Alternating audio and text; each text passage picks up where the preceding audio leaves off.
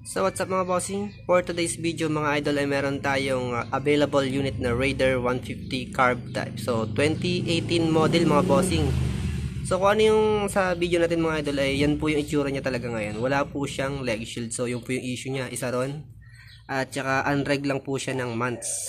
Yun. So naka 28mm carb na keyhen. Tapos naka big elbow na ayan, naka big elbow siya na 51mm. Tapos naka banzai na rim set. So sa engine mga idol ay naka all stock naman siya. Yan. So tahimik makina, no, tagas tayo diyan, uusok sa tambucho. At 'yun mga idol. So silayan nyo, ayun yung natin, yung available unit na Raider 150. Yan. Location nito mga bossing ay sa General Trias, Cavite. Cavite. Yan. So bisitahin nyo na lang dito kung gusto nyo silipin. At kompleto naman ang papel nito. Meron na rin IDs, open deed of sale. At yun, silipin nyo na lang kung mapupusuan ninyo.